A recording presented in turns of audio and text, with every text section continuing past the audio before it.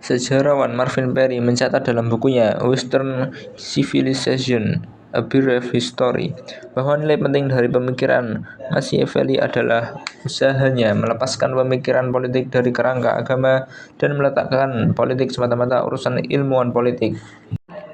Dalam melakukan sekularisasi dan rasionalisasi filsafat politik, ia memulai dengan tren pemikiran yang kita kenal sebagai pemikiran modern, tulis Perry. Jadi sumbangan terbesar Machiavelli adalah menghilangkan faktor agama dalam politik dengan memandang masalah politik dan negara semata-mata sebagai faktor saintifik yang rasional. Inilah yang dipandang sebagai ilmu politik modern. Karena menolak semua sumber ilmu yang berasal dari kitab suci, maka para ilmuwan sekuler menumbuhkan pencarian asal-usul alam semesta dan manusia semata-mata berdasarkan sumber indera, positivisme, dan sumber akal, rasionalisme.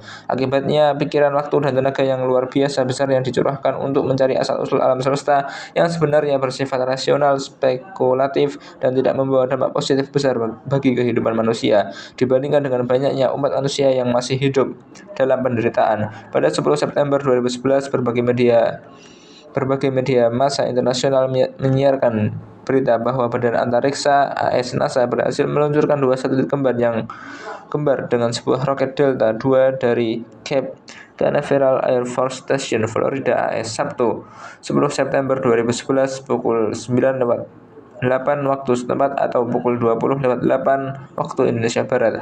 Misi ini tergolong murah dengan menghabiskan dana $500 juta Amerika Serikat. Begitu berita di salah satu media online. Misi besar kedua satelit adalah menduga-duga apakah benar dugaan bahwa bulan yang ada saat ini merupakan hasil tumbukan dua benda langit, atau di masa lalu ada 2 bulan yang mengelilingi bumi. Dalam pengajaran biologi dan ilmu sejarah di sekolah-sekolah misalnya, masih dijumpai penggunaan teori evolusi Darwin sebagai basis analisis mencari asal-usul manusia. Berangkat dari pandangan alam terhadap manusia yang sangat sekuler dan materialistis, para ilmuwan ini menolak menggunakan kitab suci sebagai sumber ilmu. Mereka lalu menolak keanggapan adanya sosok manusia purba yang menjadi jembatan evolusi makhluk tertentu ke manusia. Cara pendidikan sejarah sekuler seperti ini jelas mengabaikan konsep dasar Islam tentang manusia yang meletakkan unsur ruh sebagai faktor esensial pada manusia. Mereka hanya menelusuri sejarah manusia dari unsur fisik manusia, yaitu unsur daging dan tulang. Karena yang tersisa hanya tulang belulang, maka yang diteliti sebenarnya adalah sejarah tulang manusia, bukan sejarah manusia. Menurut Al-Quran, fase sejarah manusia yang terpenting adalah saat manusia berada di alam arwah dan membuat ikatan perjanjian dengan Allah Subhanahu wa taala sebagaimana dijelaskan dalam Al-Quran. Ketika itu Allah bertanya kepada para arwah, "Alastu birabbikum, apakah aku Tuhanmu?" Dan mereka menjawab, "Qalu bala syahidna," benar kami menjadi saksi. Jika manusia tahu asal usulnya yang sebenarnya, maka dia akan merindukan derajat ma'rifatullah. Dia rindu untuk selalu dekat dengan Allah. Inilah fase sejarah yang penting untuk dipahami manusia, sehingga tujuan diciptakannya manusia tercapai. Manusia mengenal Allah dan bersemangat untuk beribadah kepadanya. Jadi dari worldview sekuler dan epistemologi yang menolak wahyu sebagai sumber ilmu, lahir ilmu pengetahuan tentang sejarah manusia yang merusak manusia itu sendiri. Contoh lain, konsep worldview Islam yang berorientasi pada kehidupan akhirat melahirkan ilmu-ilmu yang menyatu dengan amal. Inilah salah satu keistimewaan konsep ilmu dalam Islam. Dalam konsepsi Islam, orang pintar dan jahat tidak dihargai sebagai manusia yang baik, bahkan bisa dijauhi masyarakat jika dia sampai pada derajat fasik. Dalam bukunya Budaya Ilmu, Profesor Wan Muhammad Nur menjelaskan karakteristik perbedaan antara budaya ilmu dan budaya Islam dengan budaya ilmu di dunia barat. Dalam tradisi Yunani misalnya, seperti dikatakan Robert M. Hughes, bekas presiden dan konselor University of Chicago, bahwa di Athens pendidikan merupakan matlamat tujuan untuk masyarakat. Kota raya mendidik manusia. Manusia di Athens dididik oleh budaya, oleh paideia. Meskipun terbilang kecil dan tidak memiliki tentara yang kuat, peradaban Yunani berpengaruh besar terhadap masyarakat Romawi dan kemudian juga peradaban Barat. Namun meskipun berbudaya ilmu, masyarakat Yunani mengabaikan akhlak ciri budaya ilmu yang berbeda dengan budaya ilmu dan dalam Islam. Demosthenes, seorang filsuf Yunani, mengungkap pandangan kaum cerdik pandai tetapi pintar menjustifikasi amalan tidak berakhlak. Kami mempunyai institusi pelacuran kelas tinggi untuk keseronokan atau keindahan, gundi untuk kesehatan harian tubuh badan, dan istri untuk melahirkan zuriat halal dan untuk menjadi penjaga rumah yang dipercayai. Dampak filsafat keilmuan Islam yang menempatkan wahyu sebagai sumber ilmu adalah munculnya tradisi ilmu yang tidak memisahkan antara aspek ilmu dan akhlak. Seorang yang berilmu menurut Islam wajib mengamalkan ilmunya. Jika tidak, dia bisa masuk kategori fasik dan kredibilitasnya sebagai penyampai ilmu diragukan. Maka adalah menarik menengok sosok ilmuwan besar Islam terdahulu dengan segala kehebatannya dalam dunia keilmuan. Tengoklah bagaimana sikap tahu diri seorang Al-Ghazali. Beliau tetap menempatkan dirinya di bawah mazhab Syafi'i dalam soal metodologi usul fikih. Beliau tidak merasa lebih hebat dari Syafi'i. Banyak ilmuwan besar Islam yang tetap memelihara sikap adil dan beradab dalam mengaji dan menyebarkan ilmu kepada masyarakat. Dalam tradisi ilmu hadis yang sangat terpelihara, seseorang belum berani menyiarkan satu hadis jika belum mendapat izin dari gurunya. Dunia keilmuan Islam dikenal menjunjung tinggi akhlak dan moralitas. Seseorang yang didapati bermoral jahat tidak dipercaya lagi periwayatannya. Ini tentu sangat berbeda dengan tradisi keilmuan sekuler di Barat. Paul Johnson dalam bukunya Intellectuals 1988 memaparkan kebejatan moral sejumlah ilmuwan besar yang menjadi rujukan keilmuan di Barat dan dunia internasional saat ini, seperti Rousseau, Henrik Ibsen, Leo Tolstoy, Ernest Hemingway, Karl Marx, Bertrand Russell, Jean-Paul Sartre, dan beberapa lainnya. Rousseau misalnya dicatat sebagai manusia gila yang menarik. Pada tahun 1728, saat berumur 15 tahun, dia bertukar agama menjadi Katolik agar dapat menjadi peliharaan Madame Francois Louis de Warens. Ernest Hemingway, seseorang ilmuwan jenius jika tidak memiliki agama yang jelas. Kedua orang tuanya adalah pengikut Kristen yang taat. Istri pertamanya, Hadley, menyatakan ia hanya melihat Hemingway sembahyang selama 2 kali, yaitu saat perkawinan dan pembaptisan anaknya. Untuk menyenangkan istri keduanya, Pauline, dia berganti agama menjadi Katolik Roma. Kata Johnson, dia bukan saja tidak percaya kepada Tuhan, tetapi menganggap organized religion sebagai ancaman terhadap kebahagiaan manusia.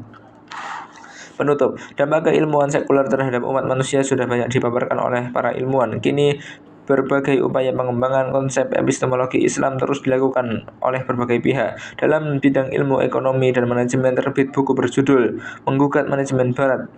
Penulis buku ini Fuad Mas'ud, dosen Fakultas Ekonomi Undip, memaparkan konsep-konsep manajemen Barat yang diturunkan dari worldview yang humanis sekuler dan perbedaannya dengan konsep-konsep manajemen dalam Islam.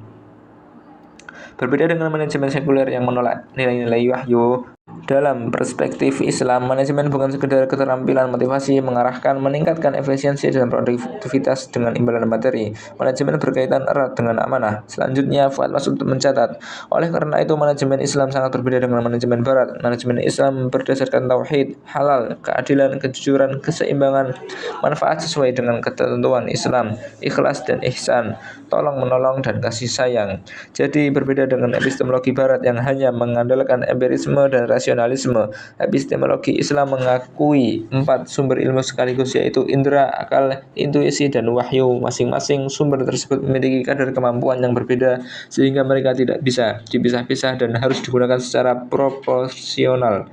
Indera penglihatan misalnya hanya mampu berfungsi pada frekuensi 400 sampai 700 nanometer. Indera pendengaran berfungsi pada frekuensi 20 sampai 20.000 kHz per detik. Disitulah diperlukan akal yang juga mempunyai kemampuan terbatas. Dalam istilah Ibnu Khaldun, sebagai timbangan emas dan perak, akal adalah sempurna. Tetapi masalahnya, bisakah timbangan emas dipakai untuk menimbang gunung? Secara operasional, pengembangan epistemologi Islam telah dikenalkan dan diaplikasikan oleh Syekh Muhammad Nauqib Al-Attas melalui perumusan konsep worldview Islam yang selanjutnya diturunkan dalam bentuk rumusan-rumusan epistemologis.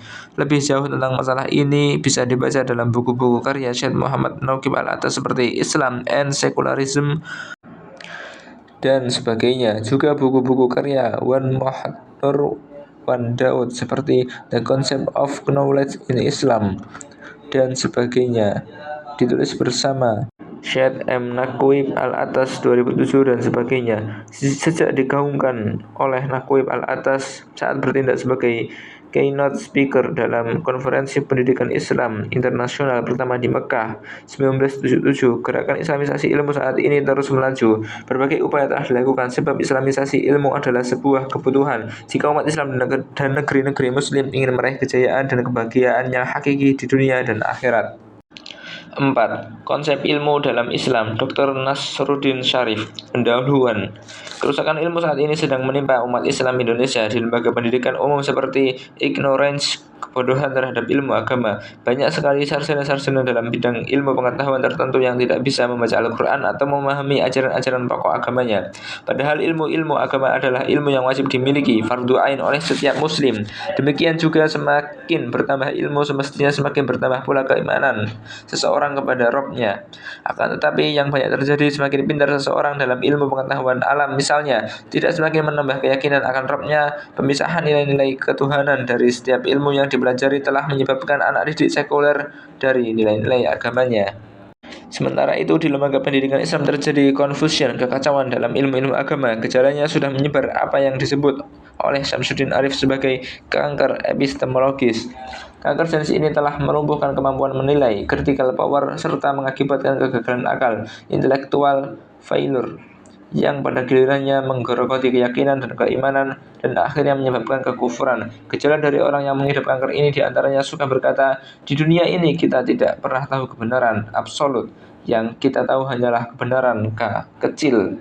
Kebenaran itu relatif, agama itu mutlak, sedang pemikiran keagamaan relatif. Semua agama benar dalam posisi dan porsinya masing-masing, dan lain-lain. Gejala kanker epistemologis seperti disebutkan di atas saat ini menjadi kurikulum utama di lembaga pendidikan Islam. Di sekolah-sekolah ditanamkan apa yang disebut dengan pendidikan multikulturalisme. Misi utamanya menanamkan keyakinan bahwa Islam bukan satu-satunya agama yang benar. Di perguruan tinggi Islam diajarkan dan ditanamkan secara resmi pluralisme agama, keyakinan bahwa kebenaran ada pada semua agama. Konsekuensinya dibenarkan pula pernikahan antar agama, mengucapkan selamat Natal kepada pemeluk Kristen, doa bersama antar agama, merayakan hari raya agama lain yang kemudian dikodifikasikan menjadi fikih lintas agama. Hermeneutika yang merupakan metode tafsir Bible juga diajarkan dan ditanamkan sebagai sebuah terobosan baru dalam ilmu tafsir. Dampaknya Al-Quran disamakan dengan Bible, sebuah produk sejarah yang dihasilkan manusia bukan dengan kalam Allah. Penafsiran terhadapnya relatif, tidak ada yang berhak mengklaim benar, dan ajaran-ajaran yang dikandungnya harus dirombak total agar sesuai dengan zaman, seperti jilbab, hukum potong tangan, hukum pernikahan, hukum perang, dan lain-lainnya. Fakta seperti ini menurut kita untuk mengkaji ulang konsep ilmu dalam Islam, bagaimana kedudukannya, konsep finalitas kebenarannya, sumber-sumbernya, klasifikasinya, dan hierarkinya, sehingga diharapkan dapat tergambar dengan jelas seperti apa sebenarnya ilmu yang harus dipelajari dan bagaimana mengaplikasikannya. Ilmu dalam ajaran dan peradaban Islam. Sebagai bukti lain bahwa Islam memerangi sofisme, Islam mewajibkan pencarian ilmu pengetahuan.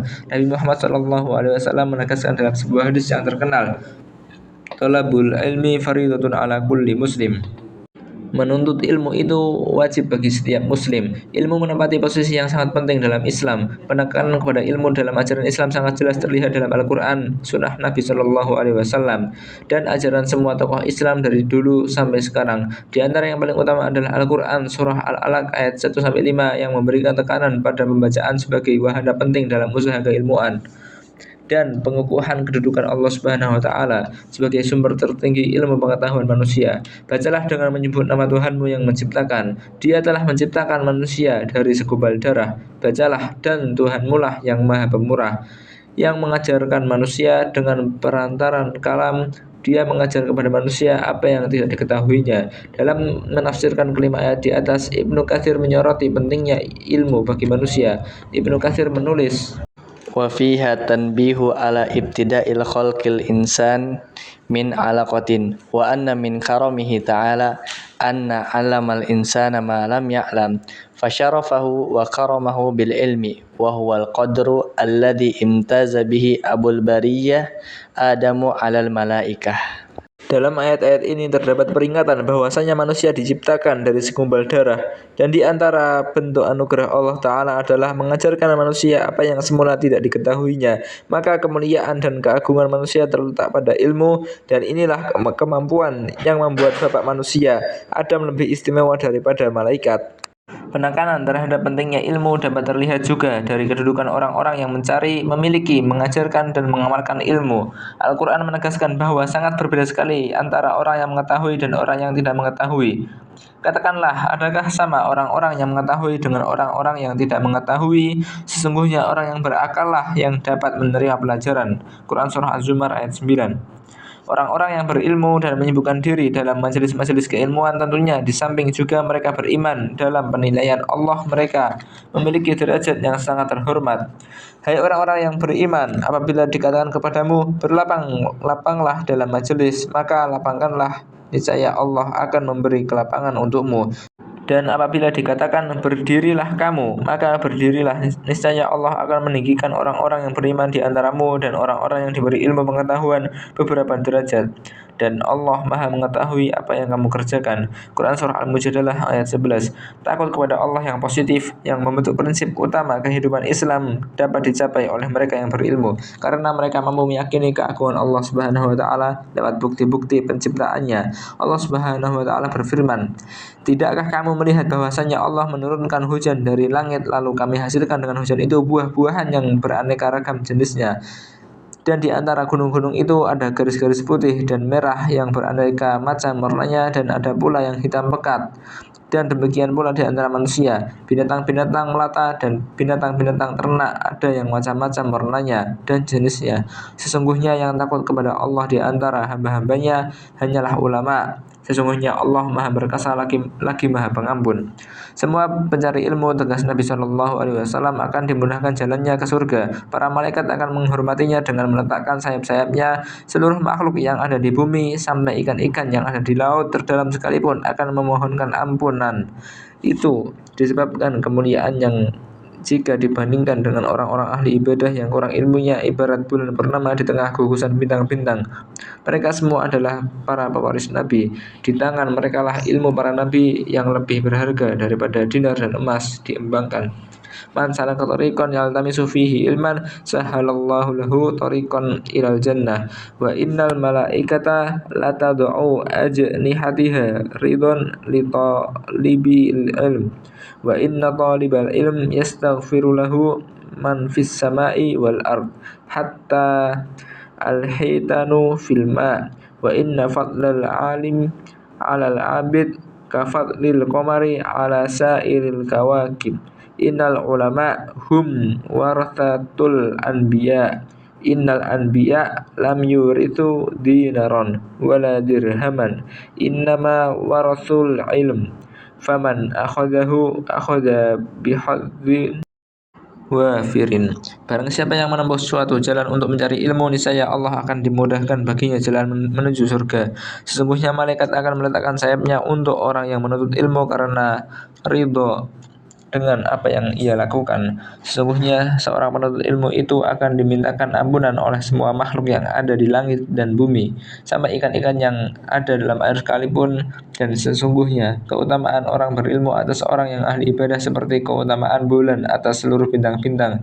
Sesungguhnya ulama itu pewaris para nabi, karena sesungguhnya para nabi tidak mewariskan dinar dan dirham, melainkan ilmu.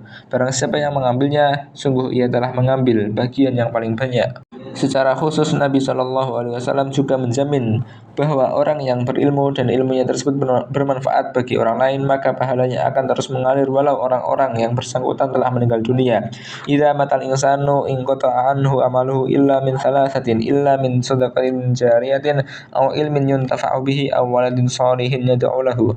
Apabila manusia meninggal dunia, terputuslah darinya amalnya kecuali 3, sedekah yang mengalir, ilmu yang dimanfaatkan, dan anak soleh yang mendoakannya. Budaya ilmu universal, penghormatan terhadap ilmu dan janji ganjaran dari Allah Subhanahu wa Ta'ala seperti telah diuraikan di atas, telah menjadi semacam insentif bagi umat Islam dalam menciptakan sebuah budaya ilmu yang universal. Budaya ilmu yang universal tersebut adalah seperti dijelaskan Wan Muhammad Nur Wan Daud berikut ini. Umumnya mereka bersikap terbuka walaupun kritis dengan khazanah keilmuan daripada tamadun lain dan coba menyebatinkannya dengan nilai dan tuntutan Islam. Insentif demikian jugalah membuat pemimpin dan pentadbir Islam menjadi pelopor ilmu pengetahuan dan semua lapisan rakyat meletakkan nilai yang tinggi kepada ilmu pengetahuan walaupun tidak semua yang melibatkan diri secara aktif. Wan Muhammad Nurwan Daud menjelaskan lebih lanjut bahwa budaya ilmu yang lahir di tengah masyarakat muslim tersebut tidak hanya memperhatikan kaidah deduktif saja, tapi juga kaidah induktif. Yang penting ialah budaya ilmu dalam Islam bukan sahaja memberikan penumpuan kepada kaidah deduktif yang bertolak daripada prinsip Al-Quran, sunnah dan akal yang sehat, tetapi juga kaidah induktif yang mementingkan fakta kejadian alam semesta serta pengamalan manusia dalam sejarah atau dalam dirinya. Dalam wahyu pertama Allah Subhanahu wa taala sudah menegaskan bahwasanya ilmu itu bersumber darinya. Dialah yang mengajarkan kepada manusia apa yang semula tidak diketahuinya. Sejumlah ayat yang lain juga menegaskan hal yang serupa. Ini berarti bahwa setiap yang berasal dari Allah Subhanahu wa taala, apakah itu tertuang dalam Al-Qur'an atau sunnah, adalah ilmu yang bermanfaat bagi kehidupan manusia. Disinilah posisi kaidah deduktif ilmu dalam Islam berlaku. Dalam wahyu pertama juga Allah telah memerintahkan manusia untuk mencari ilmu lewat membaca, seraya meminta perhatian bahwa Allah Subhanahu wa taala telah menciptakan manusia dari segumpal darah. Modus serupa juga terdapat dalam ayat-ayat yang lain di mana Allah Subhanahu wa taala mengajak manusia merenungkan dan memikirkan fenomena alam, psikologi manusia dan sejarah. Semua itu mengindikasikan berlakunya kaidah induktif keilmuan dan dalam Islam.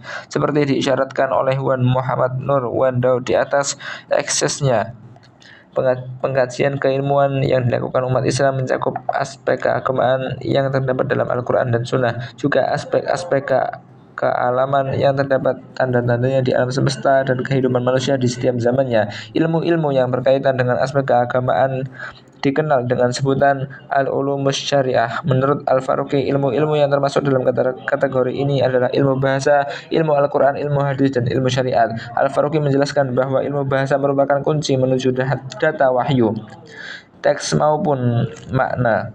Ilmu Al-Quran berkisar pada teks firman Allah, verba, tata bahasa, sintaks, dan leksikologinya.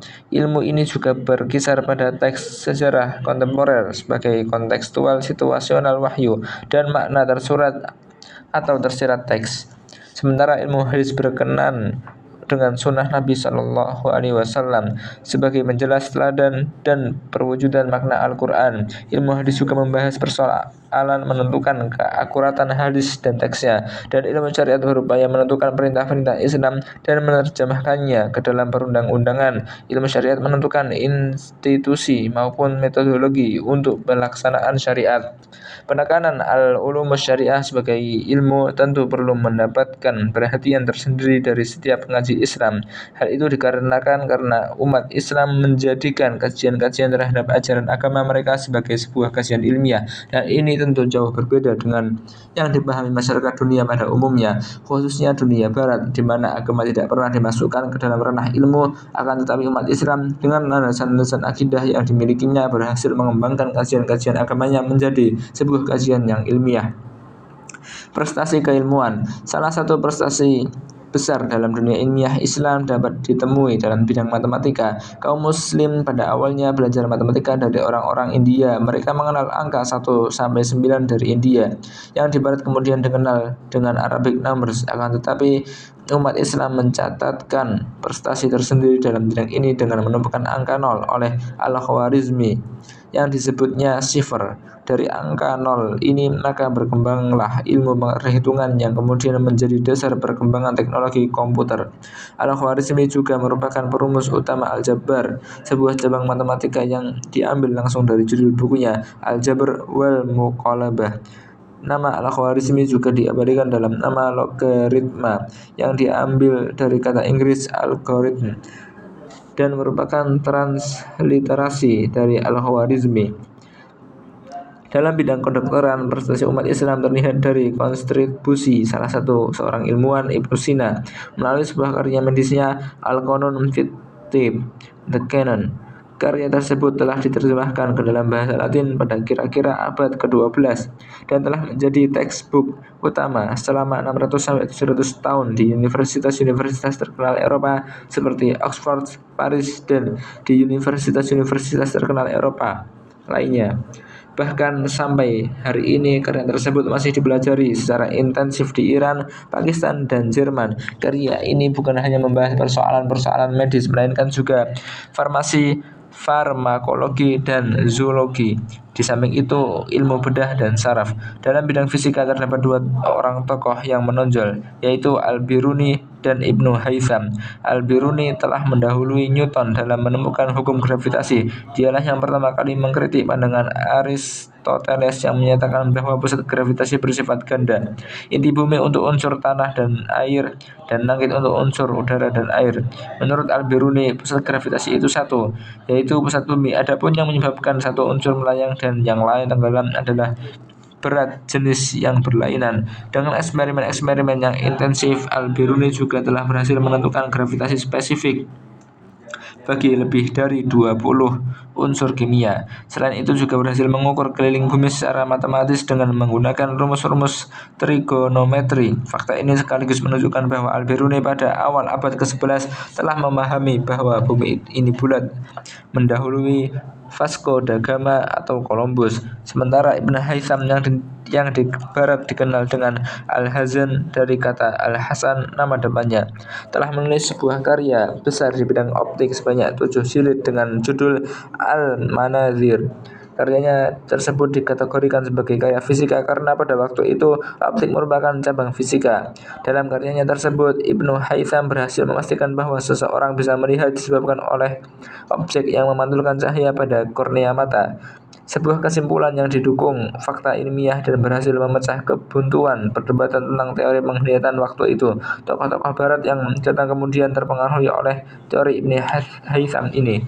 Mereka diantaranya Roger Bacon, Vitello, Peckham, Johannes Kepler, dan Newton. Ibn Haytham juga telah meneliti spektrum cahaya, meneliti terjadinya pelangi melalui teori refleksi dan refraksi, menciptakan alat-alat optik seperti gelas cembung, cekung, dan parabolik, serta lensa-lensa kacamata, teleskop, dan kamera obscura, gambar terbalik dalam lensa kamera. Prestasi lainnya terlihat dalam bidang astronomi. Islam telah melahirkan banyak astronom besar seperti Al-Battani, Al-Farghani, Al-Biruni, Nasiruddin At-Tusi, Kutubuddin Syirazi, Al-Majariti, dan Ibnu Shatir. Yang khas dari astronomi Islam adalah kecenderungannya yang non-Ptolemeus dengan mengkritik teori geosentris. Bahkan menurut Marshall Hodgson, telah terdapat dugaan bahwa bumi mengelilingi matahari, hanya belum bisa didukung oleh observasi ilmiah. Inilah fakta yang diakui oleh para intelektual sebagai sebuah ciri khas peradaban Islam. Seperti dikatakan oleh Wan Muhammad Nur Wan Daud, para intelektual telah mendapati bahwa salah satu daripada watak khas peradaban Islam ialah perhatiannya yang serius terhadap pencarian berbagai cabang ilmu. Sebagaimana telah ditegaskan sebelumnya, watak khas peradaban Islam ini terbentuk oleh budaya ilmu Islam yang universal, di mana umat Islam dengan berpedoman pada ajaran-ajaran yang diyakininya bersikap terbuka terhadap khazanah keilmuan yang berasal dari peradaban lain, dengan tetap kritis untuk selalu menyelaraskannya dengan nilai dan tuntutan Islam. Apa itu pengetahuan? Seperti terlihat dari paparan di atas, umat Islam dari sejak awal mengakui dua jenis keilmuan sekaligus, ilmu agama dan ilmu alam. Kedua jenis ilmu itu dikategorikan sebagai pengetahuan yang ilmiah dan dikembangkan melalui metode yang ilmiah pula. Hal ini tentu berbeda dengan yang terjadi di barat, di mana pengetahuan dibagi ke dalam dua istilah teknis, yaitu science dan knowledge. Istilah yang pertama diperuntukkan bagi bidang-bidang ilmu fisik atau empiris, sedangkan istilah kedua diperuntukkan bagi bidang-bidang ilmu non-fisik seperti konsep mental dan metafisika. Istilah yang pertama diterjemahkan ke dalam bahasa Indonesia dengan ilmu pengetahuan, sementara istilah kedua diterjemahkan dengan pengetahuan saja. Dengan kata lain, hanya ilmu yang sifatnya fisik dan empiris saja yang bisa dikategorikan ilmu, sementara sisanya seperti ilmu agama tidak bisa dikategorikan ilmu atau ilmiah. Fenomena seperti itu baru terjadi pada abad modern karena sampai abad pertengahan pengetahuan belum dibeda-bedakan ke dalam dua istilah teknis di atas. Istilah pengetahuan masih mencakup semua jenis ilmu pengetahuan. Baru ketika memasuki abad modern yang ditandakan dengan positivisme, maka pengetahuan yang terukur secara empiris dikhususkan dengan penyebutan scientific knowledge atau sains saja. Islam tentu saja tidak mengenal pemenggalan zaman menjadi abad klasik, pertengahan dan modern karena di Islam tidak pernah terjadi tarik ulur yang dahsyat antara akal dan iman atau antara kekuasaan dunia dengan kekuasaan agama. Islam juga tidak mengenal renaissance yang ditandakan dengan terbebasnya alam pikiran manusia dari kungkungan penguasa agama karena dari sejak awal kelahirannya antara agama, akal dan indera ketiganya berjalan kelindan dengan sangat baik. Konsekuensinya tidak akan ditemukan dalam hasanah pemikiran Islam pergeseran definisi ilmu seperti yang terjadi di dunia barat. Dari sejak awal dan sampai sekarang ilmu dalam Islam mencakup bidang-bidang fisik juga bidang-bidang non-fisik. Istilah yang digunakannya pun dari sejak awal tidak berubah, yakni ilm. Menurut Nurwan Daud, penggunaan istilah ilm itu sendiri sangat terpengaruh oleh pandangan dunia Islam worldview. Pengetahuan dalam bahasa Arab digambarkan dengan istilah al-ilm, al-ma'rifah, al-ash'ur, kesadaran.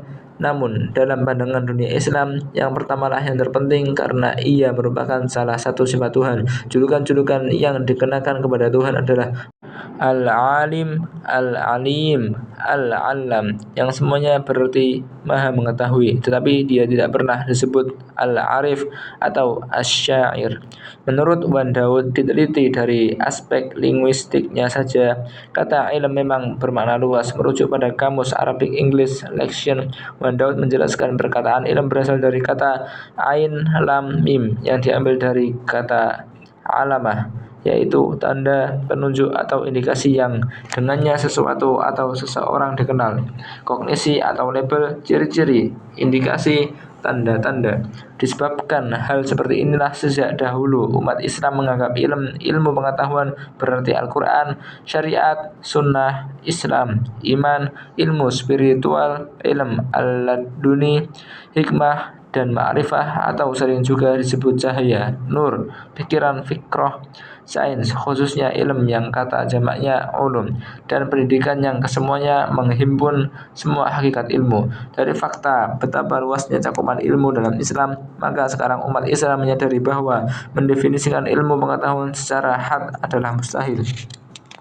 Al-Atas dalam hal ini menjelaskan bahwa ilmu merupakan sesuatu yang tidak terbatas dan karenanya tidak memiliki ciri-ciri spesifik dan perbedaan khusus yang bisa didefinisikan. Lagi pula Al-Atas menjelaskan pemahaman mengenai istilah ilm selalu diukur oleh pengetahuan seseorang mengenai ilmu dan oleh sesuatu yang jelas baginya. Ketika medan ilmu pada faktanya sangat luas, maka pengetahuan seseorang terhadapnya sangat terbatas. Oleh karena itu pasti pemahaman ilmu dari masing-masing orang akan terbatas. Ketika menyadari bahwa mendefinisikan ilmu secara had adalah mustahil, maka Al-Atas hanya mengajukan definisi deskriptif dengan premis bahwa ilmu itu datang dari Allah Subhanahu wa taala dan diperoleh oleh jiwa yang kreatif. Ia membagi pencapaian dan pendefinisian ilmu ke dalam dua bagian. Pertama, sebagai sesuatu yang berasal dari Allah Subhanahu wa taala, bisa dikatakan bahwa ilmu itu adalah datangnya husnul makna sesuatu atau objek ilmu ke dalam jiwa pencari ilmu. Kedua, sebagai sesuatu yang diterima oleh jiwa yang aktif dan kreatif. Ilmu bisa diartikan sebagai datangnya jiwa, usul pada makna sesuatu atau objek ilmu. Yadi adalah tokoh lainnya yang menyatakan ilmu tidak mungkin didefinisikan. Hal itu disebabkan konsep pengetahuan merupakan salah satu konsep paling jelas dan suanyata. Bukan saja tidak membutuhkan definisi, pengetahuan tidak mungkin didefinisikan, lantaran tidak ada kata atau istilah lain yang lebih jelas untuk dipakai mendefinisikannya. Frase atau tuturan yang lazim dipakai dalam buku-buku filsafat dan logika sebagai definisi pengetahuan atau ilmu hanyalah memberikan contoh-contoh. Pengetahuan ada dalam ilmu atau bidang kajian tertentu, bukan definisi dalam arti sesungguhnya. Contohnya definisi yang disebutkan oleh para ulama dan ahli logika seperti penangkapan bentuk, surah, atau form.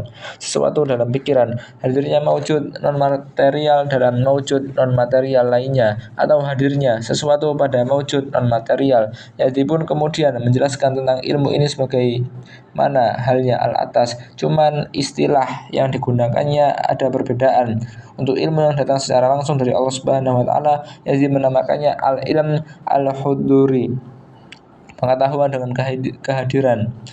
Sementara untuk ilmu yang didapatkan lewat usaha manusia, Yazid menyebutnya al-ilm al-husuli, pengetahuan tangkapan atau perolehan.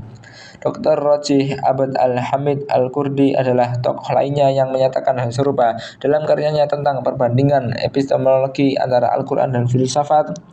Ia menguraikan definisi ilmu menurut para pemikir Mu'tazilah, filsuf Yunani, dan para ulama Ahlus Sunnah.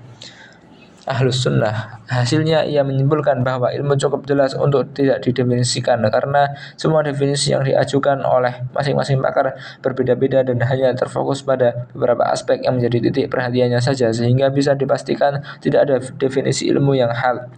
Uraian keempat ulama di atas mengindikasikan dengan jelas bahwa ilmu dan Islam mencakup dua pengertian. Pertama, sampainya ilmu dari Allah ke dalam jiwa manusia. Dan kedua, sampainya jiwa manusia terhadap objek ilmu melalui penelitian dan kajian. Dalam hal ini mutlak disimak firman Allah Subhanahu wa taala sebagai berikut. Bacalah dengan menyebut nama Tuhanmu yang menciptakan. Dia telah menciptakan manusia dari segumpal darah. Bacalah, dan Tuhanmu lah yang Maha Pemurah, yang mengajarkan manusia dengan perantaran kalam. Dia mengajar kepada manusia apa yang tidak diketahuinya. Quran Surah Al-Alaq ayat 1-5. Secara jelas, ayat di atas menginformasikan bahwa ilmu itu bisa diperoleh dengan aktivitas Iqra, juga bisa diperoleh dengan anugerah Allah Subhanahu wa taala langsung kepada manusia.